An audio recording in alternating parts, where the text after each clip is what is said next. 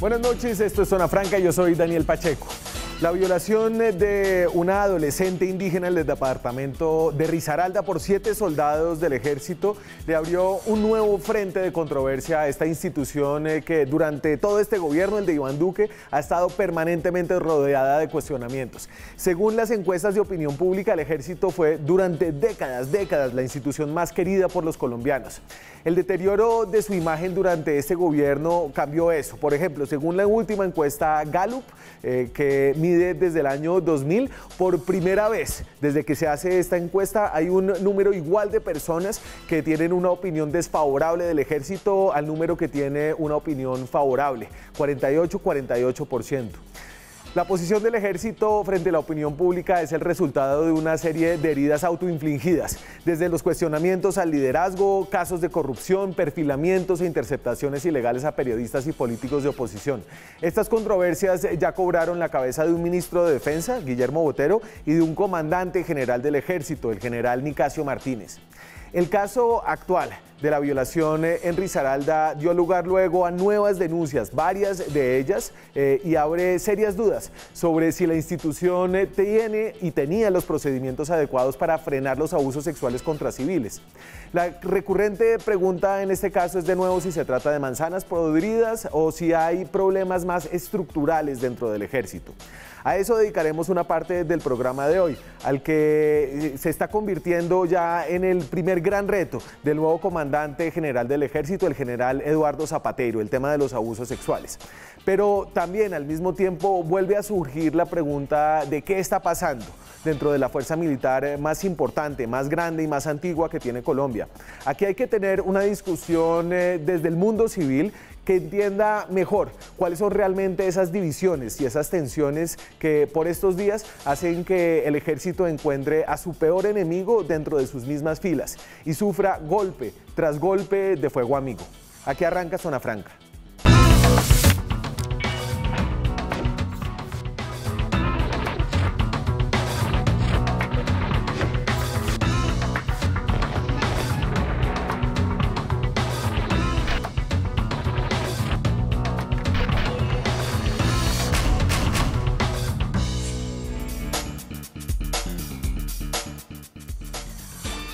Hoy en Zona Franca volvemos sobre el tema de los abusos sexuales a menores de edad, ahora con el caso del Ejército Nacional. Y esta discusión se abrió hace algunas semanas, el 24 de junio, cuando se conoció el hecho de la violación de una niña, una adolescente en Vera de 13 años, una mujer que es miembro de la etnia Embera Catío en el departamento de Risaralda, en el municipio de Santa Cecilia. Los relatos alrededor de este caso conmovieron al país y generaron una ola de indignación. Aquí está como lo cuenta la hermana de la víctima en el programa de Vicky Dávila en Sabana. Lo que pasa, mi hermanita, un domingo por la tarde, ella se fue a traer unas guayabas, café jugo, y ella desapareció como las 5 de la tarde y no comenzamos nosotros a buscar a ella y nadie le dio información de ella y quedó desaparecida toda la noche hasta las 10 de la mañana. Y a las 10 de la mañana nosotros fuimos a buscar a Guarato y hasta Agüita y allá tampoco estaban información de nada. Y después fuimos a buscando, los soldados también le dijeron que no han visto a él. Después ya venimos para la casa, ya por la mañana, como a las 10 de la mañana, fuimos a buscar otra vez, encontramos ahí en el potrero llorando, allá junto con la quebrada, encontramos llorando ahí. Este caso obviamente conmovió al país por cómo se dio, por la magnitud, porque fueran aparentemente 6 los hombres que abusaron sexualmente de esta niña, pero además destapó otros casos que habían pasado por debajo del tapete, otros sucesos de violencia sexual que han emproblemado al ejército. Entonces hay un caso del 4 de julio de la Fiscalía que indaga 13 violaciones a indígenas Minas Nucac, en el departamento del Guaviare. Luego se conocieron 23 casos de niñas embarazadas tras ser abusadas por militares en el Guaviare. 2 soldados habrían abusado sexualmente de 2 menores en Nariño un periodista denunció que con 5 años soldados abusaron de ella y de su mamá, embarazada en 1995, una periodista, perdón. Entonces, este caso de Risaralda, digamos que se sumó a otras denuncias que obviamente empezaron a hacer que surgiera la pregunta de si hay un problema estructural dentro del ejército, dentro de su doctrina que lleva a estos casos de abuso sexual. Y es que el ejército ha estado envuelto durante estos 2 años del gobierno de Iván Duque en varios sucesos que han minado su credibilidad. Algunos de ellos, y esta es una lista inconclusa, el perfilamiento a políticos, periodistas, abogados y opositores. Cerca de 30 personas tenían unas famosas carpetas, algunas construidas con información de fuentes abiertas, otras producto, se presume, de interceptaciones ilegales. También estuvo el asesinato de Dimar Torres, un excombatiente de las FARC en el departamento del norte de Santander, que primero se presentó como un hecho que había ocurrido por un grupo armado ilegal y después se supo que había sido un miembro activo del ejército siguiendo órdenes además de un oficial. También tuvimos el bochornoso incidente de la pérdida de 3 lanchas que aparecieron en territorio venezolano, 3 lanchas artilladas de la Armada Nacional sobre el río Meta en el departamento del Bichada. El bombardeo en Caquetá en el que murieron 7 menores de edad en una operación militar y ahí ese hecho causó la renuncia del ministro de Defensa Guillermo Botero, quien sobre todo no había informado sobre esas bajas. Hay una discusión amplia sobre si esas bajas fueron legítimas o no, según el derecho internacional humanitario. Ahí hay un campo gris y no es claro que si se puede distinguir si son niños o no mientras sean combatientes. Luego viene el caso de violaciones a mujeres por parte de soldados del ejército y en este caso los 7 miembros del ejército aceptaron el hecho y ya están siendo imputados por la fiscalía. Y también tuvimos el hecho descubierto por el New York Times, publicado, que le costó un buen grado de desgaste a Nicasio Martínez sobre la disminución de los estándares operacionales que hacían temer que pudieran volver falsos positivos. Ahora entonces las violaciones se suman a estos sucesos en las fuerzas militares, lo que ha minado su credibilidad. Esto es importante no solamente, y aquí les voy a presentar el resultado de la encuesta Gallup, que mide la favorabilidad del ejército desde el año 2000. Esta es una serie desde el primer gobierno de Juan Manuel Santos. Entonces ahí empieza uno a ver que luego de varios años, los 2 gobiernos de Álvaro Uribe, sobre todo de altísima popularidad, empezó a minarse la favorabilidad del ejército al pasar de los 80 y pico a los 70 y pico. Hubo un descenso y aumentó la desfavorabilidad, obviamente todo esto mediado por el proceso de paz, el plebiscito. Pero el golpe más profundo viene durante el gobierno de Iván Duque. Venía cayendo ya la favorabilidad, se levanta súbitamente luego del atentado de la Escuela General Santander, como sucede y como sucedió después de la Operación Jaque, por ejemplo, pero luego tiene una caída enorme, pasa y por primera vez tiene 48% de los encuestados que tienen una opinión favorable y 48% que tienen una opinión desfavorable. Como les decía, esto nunca había ocurrido en 20 años que mide la encuesta Gallup. A propósito, se han hecho muchas preguntas no solamente de de los sucesos que cometen soldados, de los escándalos de corrupción, sino también de la manera de reaccionar de sus líderes. Este es Eduardo Zapatero, el nuevo comandante del ejército. Una verificación detallada desde el año 2016, identificando 118 integrantes de la fuerza relacionados en casos de presuntos actos sexuales abusivos y violentos contra menores de edad. Quiero precisar que frente a las situaciones que he tratado hoy, no hay segunda oportunidad y los implicados serán retirados de manera y de forma inmediata de la institución sin perjuicio de la acción penal, disciplinaria y o administrativa a que haya lugar. Y entonces, ojo, dice Eduardo Zapatero, hay 118 investigados desde el 2016, en el caso de los 7 soldados no hay segunda oportunidad, pero luego conocimos que 73, de esos 118 que han sido investigados todavía están en servicio activo, es decir, esos sí podrían tener segunda oportunidad justo cuando no hay una mirada intensa de la opinión pública, de los medios de comunicación. Para hablar de lo que está pasando dentro del Ejército Nacional, me acompaña esta noche el coronel Pedro Javier Rojas. El coronel Rojas es director del Centro de Doctrina del Ejército Nacional de Colombia y es una de las personas que ha estado más involucrada en sacar adelante la doctrina Damasco, el compendio doctrinario que el Ejército de Colombia ha desarrollado para ponerse a tono con los estándares internacionales y su asociación en la OCDE. Buenas noches, coronel, gracias por acompañarnos. Bueno, mi apreciado Daniel, un saludo afectuoso, muchas gracias por la invitación y estamos listos para responder todas las inquietudes, con mucho gusto. Y entonces, coronel, creo que la pregunta ahí es una pregunta recurrente, es de si se trata de un caso aislado o si hay unos problemas estructurales dentro del ejército. Tal vez quien le echó sal a esa herida fue un antiguo comandante en jefe, seguramente suyo, alcanzó a ser el expresidente Ernesto Samper, y que tal vez por eso sus palabras resonaron, quien sugirió que había algo en el entrenamiento del ejército que hacía que los soldados fueran más propensos a este tipo de actos.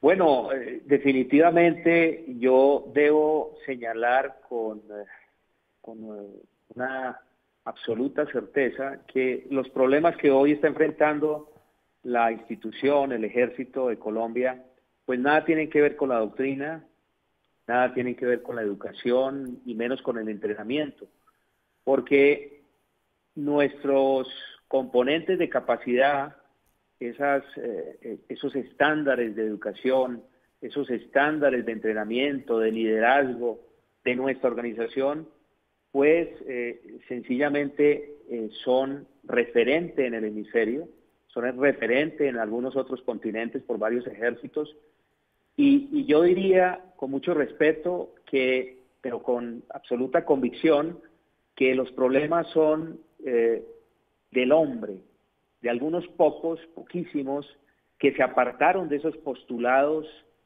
de principios, de valores, de ética como la única regla para tomar decisiones, y desafortunadamente por ausencia de control, por ausencia de liderazgo, terminaron cometiendo esos execrables delitos que condenamos, por supuesto, pero de ninguna manera hay problemas en el entrenamiento, educación, menos la doctrina. Hoy tenemos Damasco, que es una doctrina, permítame la expresión, una doctrina de lujo, revisada por el 6CR, una doctrina interoperable, moderna, amigable, que cualquier colombiano puede leer de cara al país, una doctrina que nos permitió ser socios globales de la OTAN.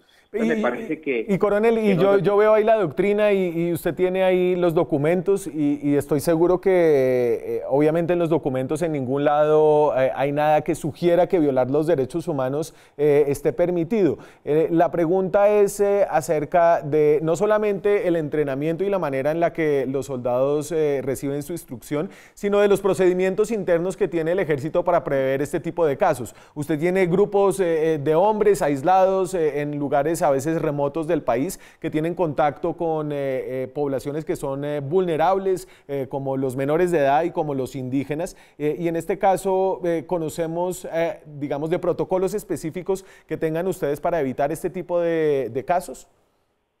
Pero por supuesto, Daniel, y para todos los que nos ven y escuchan, desde el nivel político, desde las directrices emitidas por el Gobierno Nacional, por el Ministerio de Defensa, por el Comando General de las Fuerzas Militares y en este caso del Ejército, pues hay unos protocolos con énfasis en esa violencia sexual con ocasión del conflicto armado.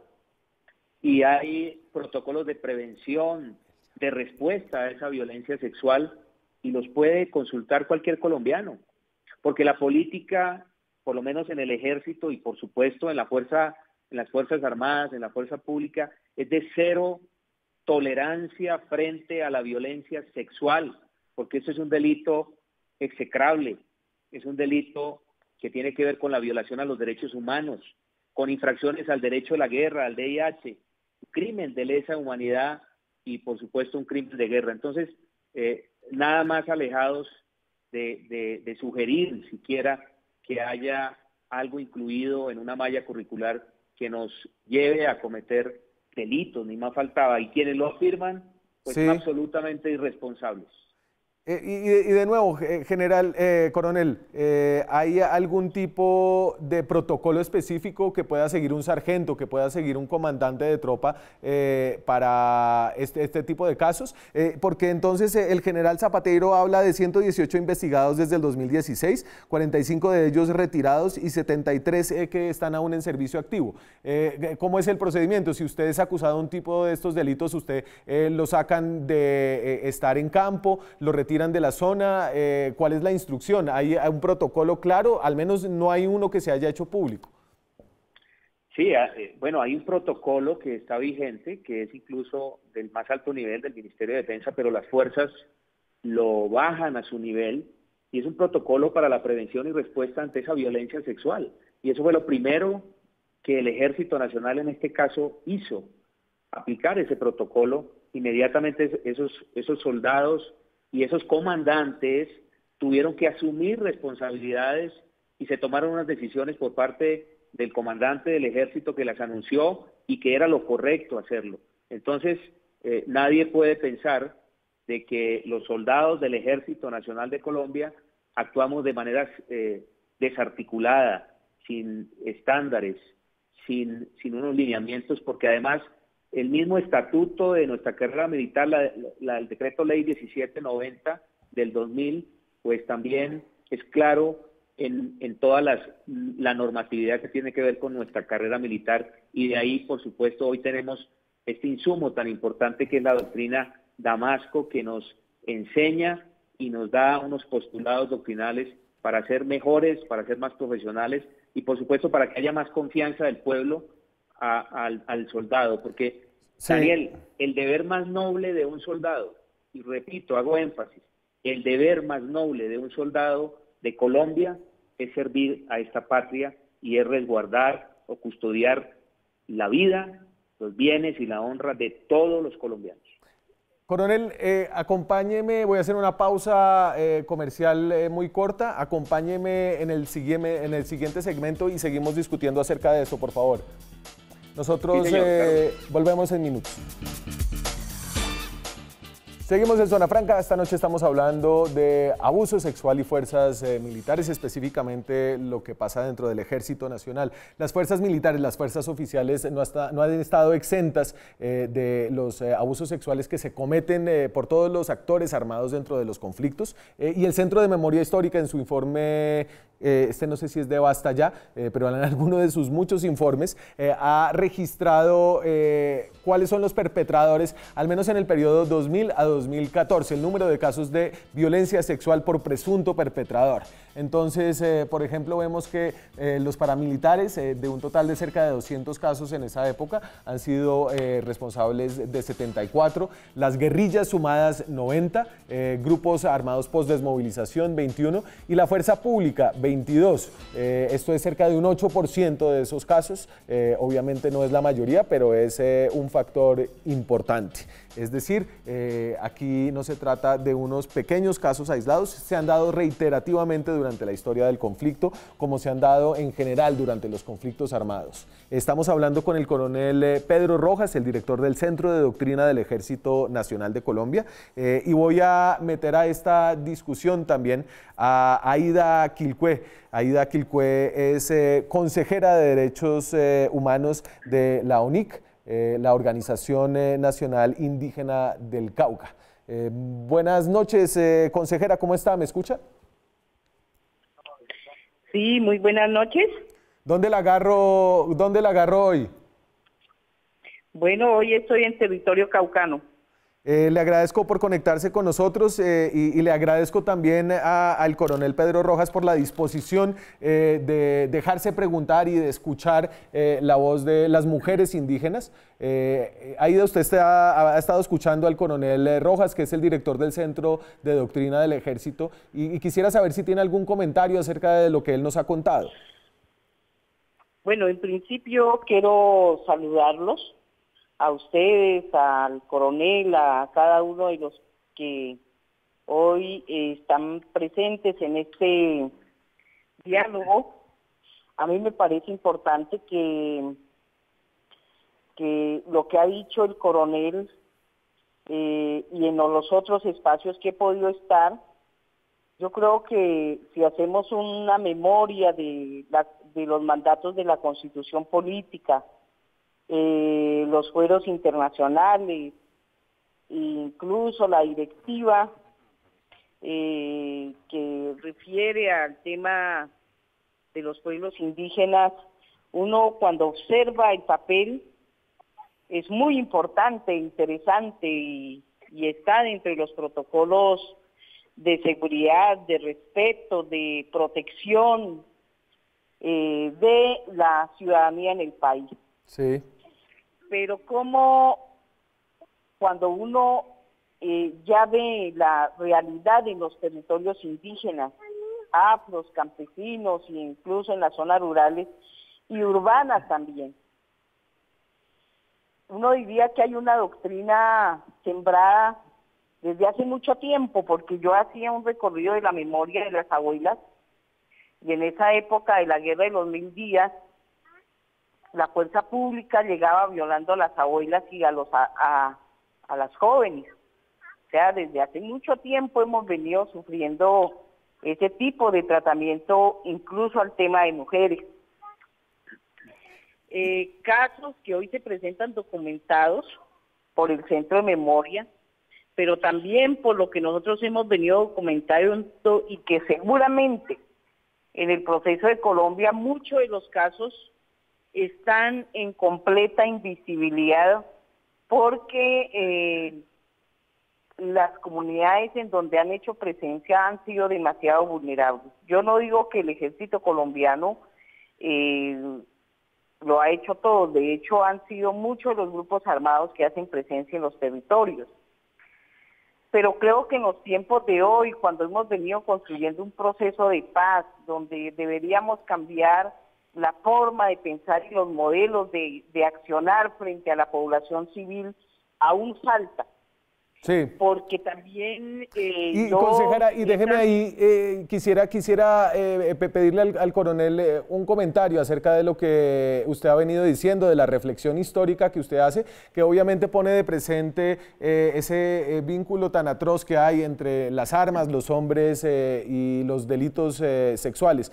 Coronel, ¿algún comentario ahí? Pero antes yo quisiera terminar, antes de que el coronel hable, porque como tengo muy mala señal, espero que no se me corte. Yo quisiera terminar diciendo lo siguiente. Primero, la forma como pasó recientemente con la niña de Risaralda, pero con lo que ha pasado con los NUCAC, lo que ha pasado también con el tema de violaciones de derechos humanos, no solamente sobre violaciones de niñas, sino sobre asesinatos. A mí me ha quedado una duda, si eso es así, si el ejército colombiano, la fuerza pública, realmente no está entre los protocolos y rechaza todo este tipo de acciones, uno en la memoria también le queda bueno, ¿y por qué hacen todos esos montajes para revictimizarnos, por ejemplo? Yo hablo de mi caso, que es el que conozco, ¿sí? Pero a mí, por ejemplo, una de las tesis del mismo ejército colombiano fue, ella mandó a matar al esposo. Entonces yo decía, tendría tanta fuerza que el ministro de Defensa y los que comandaban en esa época, que yo mandara al ejército para que mataran a mi esposo. O sea, es una cosa impresionante. Sí. Y cínica a la vez. Ahora con el tema de la niña, dijeron que era conceptivo y la fiscalía lo consiente además. Sí. Pero además sacan unos audios donde dice que ella cobraba. O sea, a mí no me cabe en la cabeza eso. Ahí, y entonces déjeme simplemente para dar aquí un poquito, sí, un poquito de contexto sobre la historia suya, sí, que usted la trae a colación. Consejera. Sí, por eso, pero ustedes me han invitado al diálogo es para yo decir las cosas que también claro, veo. consejera, pero es que queremos tener un diálogo, entonces esto es en televisión, entonces yo necesito que usted entienda que yo le quiero dar la palabra al coronel para que podamos dialogar y que usted hable y que él también pueda hablar. Obviamente... Sí, yo lo voy a escuchar, pero ya estaba terminando, entonces yo digo... Si eso es así, ayúdenos a hacer justicia, porque es que si se están creando estos crímenes que son tan evidentes y hay un mandato constitucional y de hecho usted lo ha dicho, a mí me parece que es muy importante que contribuyan a la justicia, a la verdad y a la no repetición. Con eso quiero terminar. Gracias, consejera, muchas gracias. Coronel, ¿algún comentario a las palabras de la consejera Aída Quilpué? Bueno, primero que todo un saludo afectuoso a la señora consejera Aída. Quiero decirle con mucho aprecio y respeto que conozco perfectamente el Cauca, estuve sirviendo en los años 2006, 2007, conozco la problemática y nos duele que pues sigan pasando cosas, pero mire, quiero traer aquí una frase que está en un libro de historia militar que dice que esta profesión de las armas, abro comillas, es el trabajo más complejo, desafiante y aterradoramente responsable que conoce el ser humano. Es que estar allá respondiendo por hombres, protegiendo a la gente, es un trabajo de marca mayor y ese trabajo pues lo hace este ejército desde hace 200 años y la consejera hablaba de la guerra de los 1000 días y hablaba de historia. Y tengo entendido de un caso particular que nos duele, por supuesto, porque son actos execrables. Yo tengo en mi casa a mi esposa, mis 2 hijitas, y mis mejores amigas son mujeres, y sabemos lo que significa el trato a una mujer.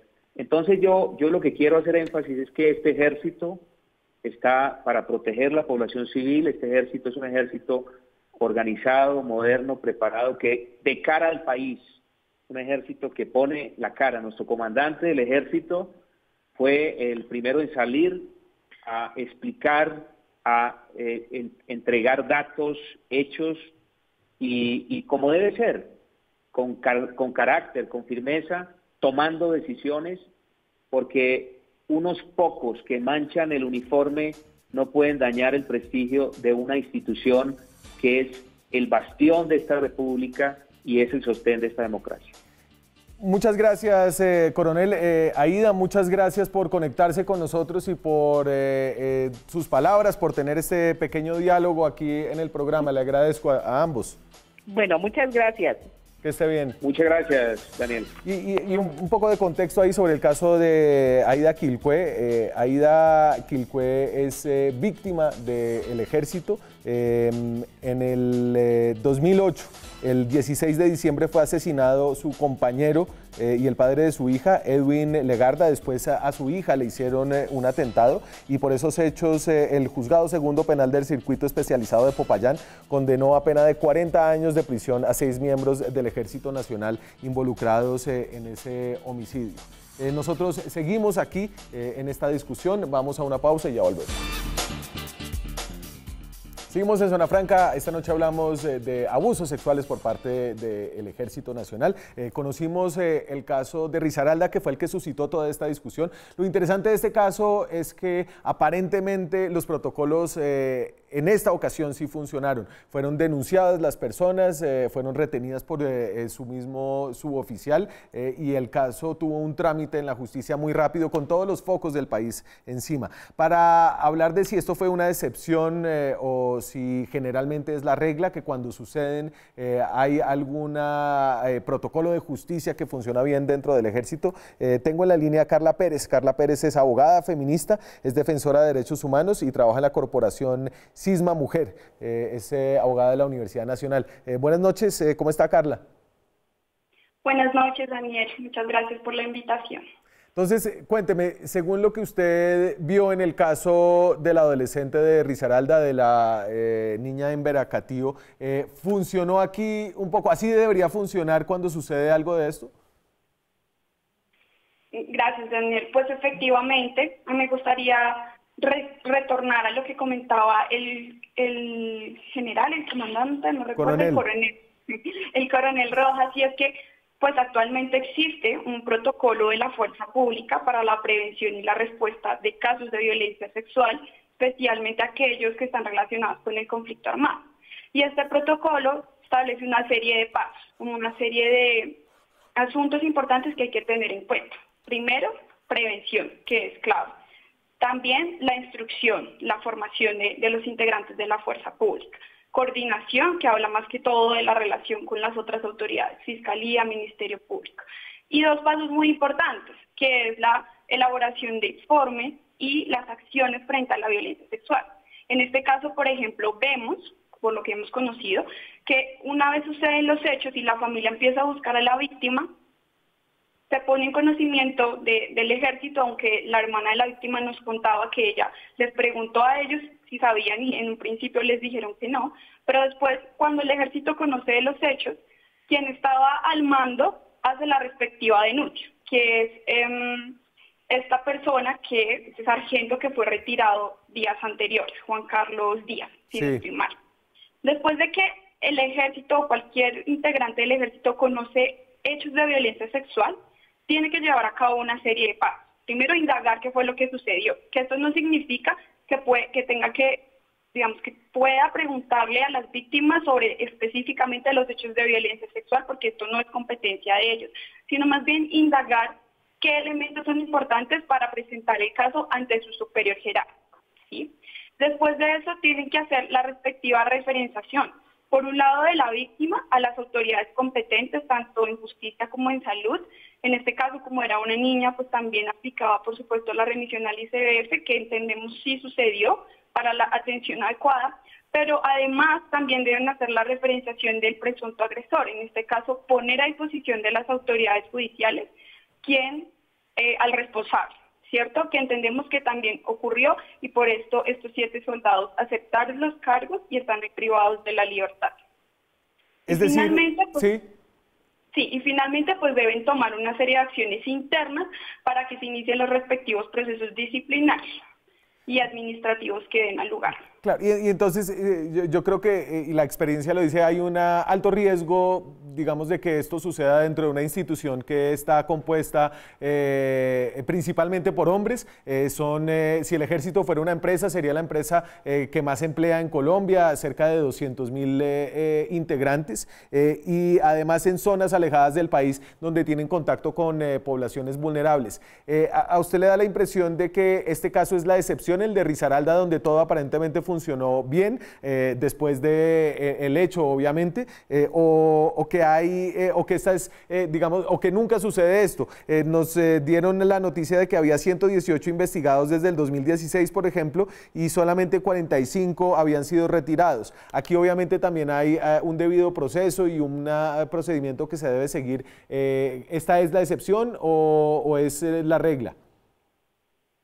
No, pues esta es la excepción. Desde Sigma Mujer siempre hemos dicho, Daniel, y así como también lo señalaba la consejera Aida, que la violencia sexual es una grave violación a los derechos humanos, que ha sido sistemática, generalizada y cometida por todos los actores armados. Si no es un hecho aislado o producto del desenfreno casual de cada individuo, un poco lo que señalaba el coronel, es que era problemas de nombre, pero en realidad la violencia sexual, y como lo ha señalado la Corte Constitucional, es una práctica habitual, sistemática, extendida e invisible en el conflicto armado que ha afectado a las mujeres y a las niñas en todo el país. Lo que ocurrió en este caso, las acciones que se activaron, realmente son la excepción a la regla. Y la regla de lo que nosotras hemos conocido es que estos casos no se investigan, no se retiran a los responsables, como tú mismo lo señalabas. Hay 45 retirados de estos 118 que reporta el general, sí.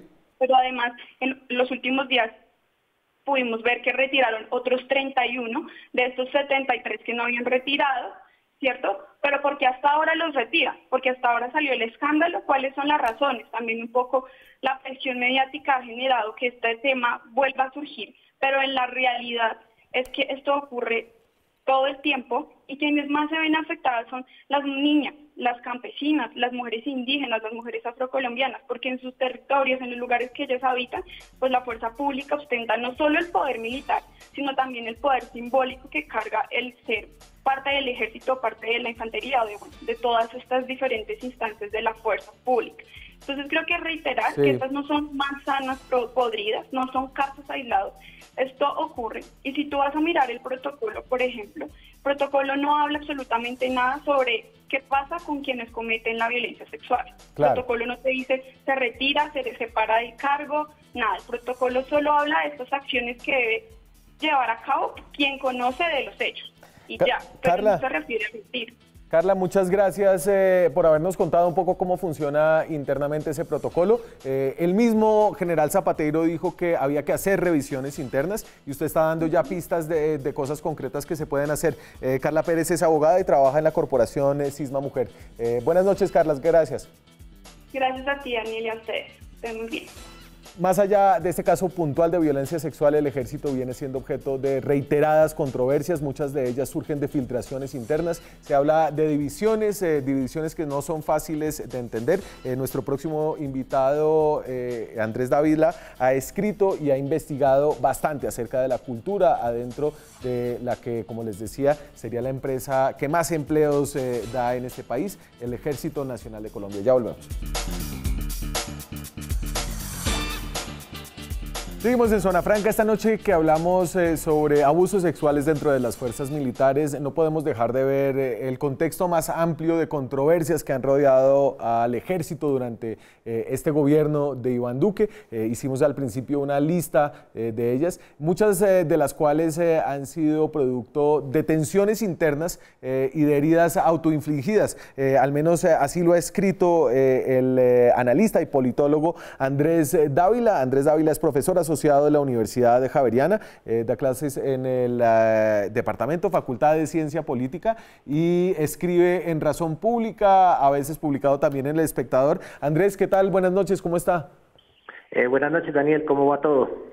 Venga, usted es de las personas que yo leo cuando quiero saber realmente qué es lo que está pasando dentro de las fuerzas militares y es muy útil porque siempre me aclara que es muy difícil de entender y que no lo estamos entendiendo bien, pero al final de cuentas termino sin saber exactamente qué es lo que está pasando dentro de las fuerzas militares. Sí, yo creo que pues yo trato de poner un poco el contexto histórico institucional de estos procesos. Trato de llamar la atención sobre el desconocimiento que los civiles tenemos del tema militar en Colombia en general. Y en ese sentido, pues trataría de poner como tres ideas en juego. La primera, indudablemente, que han sido un par de años muy difíciles para nuestras fuerzas militares, en particular para Ejército, con una cantidad de situaciones que los han tenido de escándalo en los medios de comunicación, y muchos de ellos con temas muy graves, muy críticos, como el que concita este programa, pero a la vez también con unas dinámicas que yo creo que tienen que ver con la situación política general que está viviendo el país y con ciertas decisiones que el estamento civil ha tomado, en donde sin duda, digamos, se ha perdido la conducción política de las fuerzas, se ha dejado meter al ejército y a sus oficiales en la polarización abierta entre los sectores del centro democrático y los sectores de la izquierda, y en ese sentido, pues creo que hay que ponerle mucha atención para no terminar de hacerle daño a una institución que usted muy bien ha señalado, es muy grande, es compleja de gerenciar y de dirigir, y que además está viviendo una situación nueva, porque tal vez también el hecho de no estar en combate todo el tiempo, el hecho de no tener ya a su principal enemigo de casi 50 años, pues también hace que los demás hechos se vuelvan mucho más visibles. Entonces es como una convergencia de fenómenos desafortunados lo que le ha pasado a nuestras fuerzas y en particular al ejército en estos 2 últimos años. Y entonces yo, tal vez para ilustrar lo que hacemos tan mal desde el mundo civil y desde la prensa, es como decir que hay una división entre los que son los oficiales amigos del general Mejía, que era el general favorito de Juan Manuel Santos, y del general Nicasio Martínez, que es la personificación de quien entendemos es el general más amigo de Álvaro Uribe o del uribismo. Y usted ha argumentado que esta es una división que no comprende del todo las diferentes tensiones que hay allá adentro. Sí, es que miren, yo creo que de entrada estamos frente a un ejército que se formó y se profesionalizó y se modernizó en guerra contra las FARC, en guerra contra el ELN, en guerra contra el M-19. Esa situación ha cambiado radicalmente. Hace año 96-98 estaba sufriendo unas derrotas horribles en el terreno.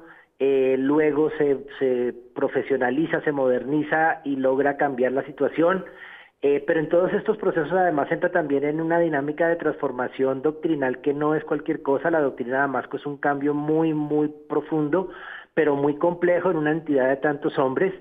Y luego queda un poco sujeto a estas tensiones entre los de la paz y los antipaz, pero a la vez quienes tratamos de aproximarnos a la dinámica de ese ejército, sabemos que internamente no es que haya solo 2 bandos, no es que haya... es una organización internamente mucho más compleja, con algunas cosas de modernización, profesionalismo, institucionalidad muy fuertes, pero también con problemas que han estado ahí siempre, como los de corrupción y de entrada también con problemas como los que se han manifestado y empiezan a florecer con estos escándalos de violaciones y agresión a niñas, a mujeres, a comunidades indígenas en los diversos territorios del país. Y unos problemas internos, Andrés, que han hecho que ellos mismos se hayan sacado trapitos que vienen y generan estos escándalos. Tal vez no es el caso los casos de violencia sexual, pero sí, por ejemplo, en las denuncias de corrupción que hubo, en los perfilamientos, todos son filtraciones que salen desde adentro y que dan la impresión de que esas tensiones internas se están utilizando para saldar cuentas, incluso a costa de la misma imagen, credibilidad y el honor que tiene la misma institución. Sí, yo creo que hay un problema fuerte, digamos, para tratar de analizar sería fácil decir que está el sector cercano a Mejía, digamos como tratando de proteger una nueva oposición, y el otro sector más cercano al uribismo tratando de volver a un ejército que ya no es el del año 2000-2002, pero yo creo que internamente eso es más complejo. Lo que sí creo es que evidentemente el que afloren tantos escándalos tiene que ver con que sí hay como situaciones a las cuales muchos se oponen y piensan que no es sano que nuestro ejército vuelva a una condición de falsos positivos, de excesos en la operación y en los resultados que se exigen, cuando estaban muy cerca de cambiar. Y uno, en esto, digamos, hay procesos muy interesantes que la gente no conoce. La oficialidad, por ejemplo, está cada vez más en procesos de formación de maestría y de doctorado, y están ellos mismos adelantando investigaciones sobre esos procesos que vivieron y tratando de entenderlos. Pero claro, estamos hablando también de una entidad que es gigante, en donde es factible que... Yo no comparto la idea de las manzanas podridas, pero sí lo que sí creo es que en una entidad tan grande, una organización tan grande, pues es factible que haya gente muy, muy, muy buena y gente que no lo hace tan bien y que incurre en estos comportamientos. Y en particular pienso que pues ahorita afloran 2 cosas en tensión: problemas en la formación y en el reclutamiento de los soldados, pero que fíjese reciben una reacción de rechazo frente a las manifestaciones del expresidente Samper, y ahí no se puede abrir un diálogo que sería muy importante. Y por el otro lado, la mala comprensión, por ejemplo, con lo que se ha filtrado de las indicaciones del general Zapateiro a los sargentos mayores, que claro, para un civil parece totalmente inapropiado. Hoy Cecilia Orozco le da durísimo en El Espectador, y yo invito a escuchar mejor el audio y a entender mejor la situación del que está tratando de solucionar el general Zapateiro, que además era poco experto en el tema el ajetreo administrativo, era un hombre de operaciones especiales además. Y un hombre cercano al general Mejía. Yo creo que debe estar muy en la mitad, la verdad, porque si no el uribismo no lo hubiera dejado reemplazar al general Martínez. No tengo toda la historia de él, pero sí sé que tiene, digamos, esa formación y que le ha costado entender su rol mucho menos de tropa y mucho más político. Y yo veo, por ejemplo, en lo que es incomprensible para los civiles y para las redes sociales, ¿por qué termina castigando al sargento que denunció? Porque está tratando, y posiblemente de manera equivocada, de imponer el orden en sus huestes, en sus tropas que están viéndose sujetas a una cantidad de excesos que no deberían suceder, y posiblemente lo hace mal, lo hace torpemente, lo hace de la manera inapropiada, pero no veo yo lo que todo el mundo ha leído, que es que simplemente castiga al que hace bien su tarea. Creo que ahí hay una cuestión que hay que entender mejor de cómo es el tema del orden militar, del cumplimiento de unos protocolos, etcétera, etcétera, y eso dificulta la situación. Y Andrés, como para cerrar, ¿qué tan importante ha sido el control o la falta de control del estamento civil? Entonces usted tiene las fuerzas militares que tienen su estructura, pero existen debajo del Ministerio de Hacienda, del Ministerio de Defensa, que ha tenido un ministro civil desde 1990 y pico con Rafael Pardo. El caso de este gobierno fue traumático con Guillermo Botero, a quien definitivamente, digamos que el cargo le quedó grande, no sabía qué estaba haciendo, y ahora entra Carlos Holmes Trujillo a tratar de remediar esa situación, hasta ahora sin mucho éxito. ¿Qué tan impactante e importante ha sido la falta o el control civil sobre la milicia? Pues fíjese que en varios momentos hemos tenido ministros que no conocen el sector, pero que tenían otras virtudes, digamos, por experiencia política, y trataban de transferirlas a su gestión. Juan Carlos Esguerra, el ministro el antioqueño que asesinaron cuando se fue a hablar con las FARC, Gaviria, y el Uribe Chavarría, del periodo Uribe, pero veníamos de una etapa en que había habido ministros muy preparados y con mucho conocimiento, como el propio Juan Manuel Santos y Juan Carlos Pinzón. Sí. Y entonces lo que uno siente es que, digamos, es un poco la falta como de conducción política que resiente uno en general de este gobierno, y en que además, pues obviamente, con esas posiciones un poco contraevidentes, extremas, pues hacen las cosas muchísimo más difíciles. Yo creo que el periodo Botero es terrible. Yo creo que Holmes Trujillo ha tratado de conducir un poco mejor la cuestión, pero él no conocía, y tampoco, digamos, es un experto en el tema militar, para nada. Entonces, ahí hay dificultades, y además pues salen a flote todas las tensiones pro-paz, anti-paz, etcétera, etcétera, que pues en las que estamos metidos cotidianamente. Andrés, muchas gracias por habernos acompañado esta noche. Escriba más sobre este tema. Creo que a todos nos falta una alfabetización acerca de lo que pasa dentro de las fuerzas para poder entenderlos mejor, al menos, y entender y saber criticar mejor lo que pasa allá adentro. Sí, yo creo que hay que disponerse a tratar de entender mejor, y que hay que abrir muchos canales de diálogo civil-militar. Y creo, por ejemplo, que hay una instancia que es muy negativa para esto, que es los militares retirados con discursos, digamos, que ya no tienen época, pero bueno, toca también dejarlos participar en el debate. Pues es que mi general Ruiz básicamente estuvo en la toma Marquetalia. Sí, tal cual.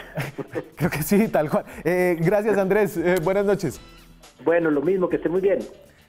Nosotros hasta aquí llegamos, se nos acabó el programa. Muchas gracias por acompañarnos. Nos vemos mañana con más periodismo, más debate, más opinión. Chao.